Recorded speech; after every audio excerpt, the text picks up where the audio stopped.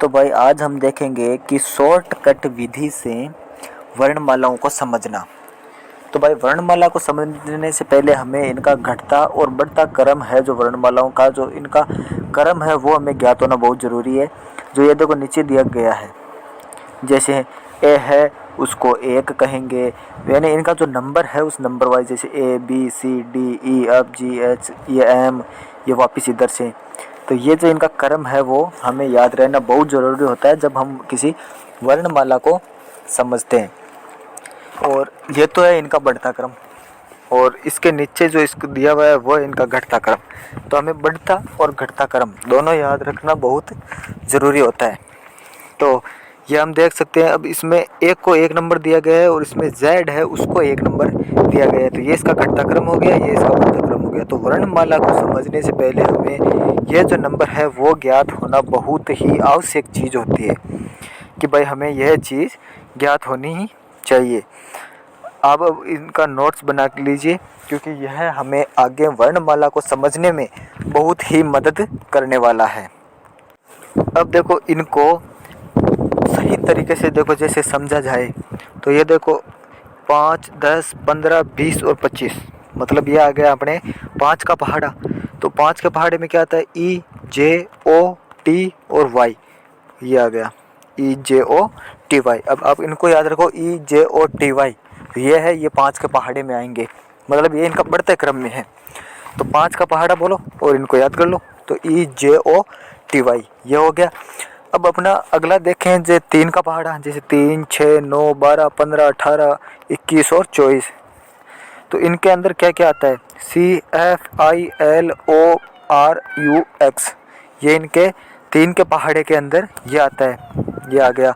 तो आप इनको जैसे ये लिखा हुआ है, ये मेरे हैंडमेड्स नोट्स है जो कि मतलब मैंने प्रिंट करवाए हैं, तो उसकी तरह जैसे मतलब आप सोच रहे होंगे किसी किताब से, कि ये किताब से नहीं, ये मेरे हैंडमेड नोट्स हैं। तो अब आप इनको देख सकते हो कि जिस तरीके से मैंने ये अभी मतलब नोट्स बनाया हुआ है, उस तरीके से आप भी इनका और इनका नोट्स बना लो कि ये तो 5 के पहाड़ा, ये 3 का पहाड़ा। तो ये आपको याद होने में बहुत ही आसानी हो जाएगी। तो आप इनके नोट्स बनाओ। तो आप वीडियो को पॉज करो और इनके नोट्स बनाओ। तो नोट्स बनाने के बाद हम आगे देखते हैं। अब ये तो याद हो ही गया कि ये 3 का पहाड़ा, ये 5 का पहाड़ा, ये तो हमें याद हो ही गया। और आगे सरल में आता है अपना 4 का पहाड़ा। तो अगर हम 4 का पहाड़ा देखें तो उसमें DHLPTX ये आता है, 4, 8, 12, 16, 20 और 24। तो ये आ गया। तो आप इनका भी नोट्स बना लो। अब आप सोचोगे यार 2 का पहाड़ा क्यों नहीं है। तो भाई 2 का पहाड़ा इसलिए नहीं है क्योंकि उसमें जो अक्षर है वो बहुत ही मतलब हाई हो जाते हैं। अब 2 के पहाड़े में 2 भी आ गया, ये 4 आ गया, फिर 6 आएगा, 8 आएगा, फिर 10 आएगा, 12 आएगा, 14 आएगा, 16, 18, 20, 22, 24, मतलब ये पूरा आएगा। तो आप 2 के पहाड़े से भी याद कर सकते हो, लेकिन ये एक सरल तरीका है जो मैं आपको बता रहा हूँ। तो आप इनके नोट्स बना लीजिए। बना लिया। तो अब हम आगे देखते हैं कि जो अपने समस्याओं के रूप में जो सदस्यता आती है, ठीक है, तो उनको हम कैसे समझ सकते हैं, उनके बीच हम संबंध स्थापित कैसे कर सकते हैं। तो जो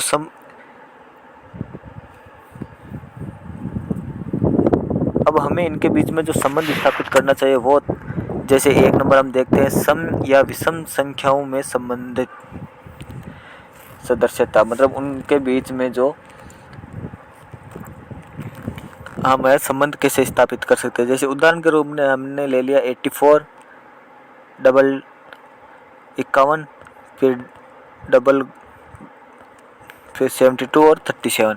अब यहाँ पर समानुपात और विषमानुपात। अब 84 और जो 72 है वो सम संख्या है, और 51 और 37 क्रमशः विषम संख्या है। तो अब हमने इनके अंदर क्या कर दिया, यह एक संबंध स्थापित कर दिया। अब हम आगे देखें तो जोड़ और घटे के रूप में अगर हम इनमें संबंध स्थापित करें तो ये अपना जैसे आ गया 234 समानुपात 9, डबल समानुपात 136 समानुपात 10। अब हम इनमें देखें तो 2, 3 और 4 को हम जोड़ेंगे तो 9 आएगा, और 1, 3 और 6 को जोड़ेंगे तो 10 आएगा, ठीक है। तो अब ये हो गया। तो अब ये हो गया अपना जो और घटा के रूप में संबंध। अब हम इनका अगला देखें तो संख्याओं का जो गुणन और विभाजन है उसके रूप में हम करें तो 3:21, डबल समानुपात 5:35। तो यहाँ पे 3 और 7 कितना हुआ 21, और 5 और 7 कितना हुआ 35। तो ये हो गया इनका समानुपात।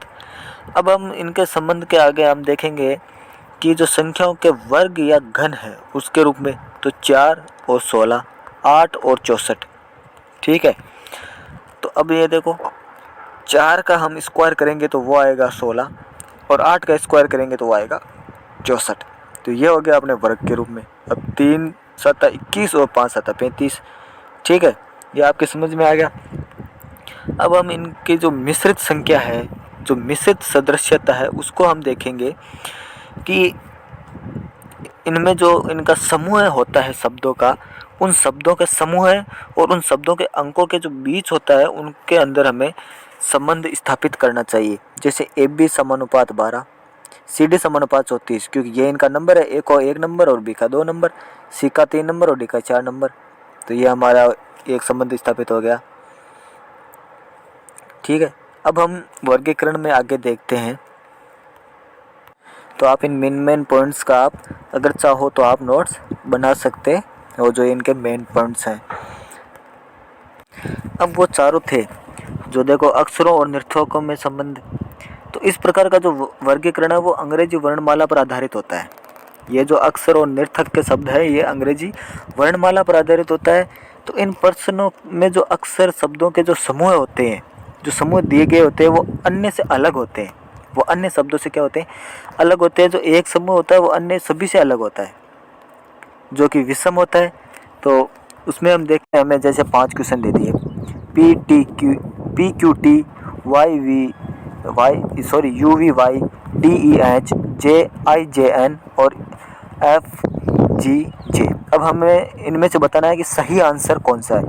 अब हम इनमें से सही आंसर का अगर हम चूज़ करते हैं तो उसमें आता है कि जो मेन समूह है वो मतलब अन्य सभी से अलग होना चाहिए। अब ये सभी 3-3 के जोड़े में है, तो हमें जो ज्ञात करना है वो समूह ज़्यादा होना चाहिए। अब हम पहले वाले में देखें तो उसमें 2 का अंतर है, दूसरे वाले में भी 2 का, तीसरे वाले में भी 2 का, चौथे वाले में अपने 3 का अंतर है, और पांचवें वाले में अपने 2 का अंतर है। तो इसमें अपना राइट आंसर वो डी हो जाएगा, क्योंकि इसमें 3 का अंतर है। तो अपना डी है वो आई जे और एन, वो अपना राइट आंसर हो जाएगा। ठीक है, क्योंकि के एल और एम इसमें 3 स्वरों का अंतर है। ठीक है, तो इसमें 3 का अंतर हो गया। अब हम अपना अगला देखते हैं, अर्थपूर्ण शब्दों में संबंधित वर्गीकरण। तो इसमें क्या है, जो अर्थपूर्ण शब्द वो विषम शब्द को चुनते हैं। तो विषम शब्द को चुनते हैं, तो अब जैसे उदाहरण में हमको ये फिर से दे दिए 5, स्लिम, ट्रिम्स, ग्रिड्स, ग्रिड और फाइट। अब हम इसमें स्लिम को देखते हैं, उसमें भी एक आई है, आई हमें स्वर दिया गया है। दूसरे वाले में ट्रिम्स में भी आई स्वर दिया गया है। तीसरे वाले ग्रिड्स में भी 2 स्वर दिए गए हैं, डबल ई, और चौथे वाले में भी ग्रिड्स में आई दे दिया, और पांचवें वाले में भी आई दे दिया। ये सभी स्वर हैं। तो अब जो ग्रिड्स है वो अलग है, तो हमारा जो सही विकल्प है वो सी हो जाएगा, ये वाला ग्रिड्स वाला। अब हम अपना अगला देखें, तो अंकों से संबंधित वर्गीकरण।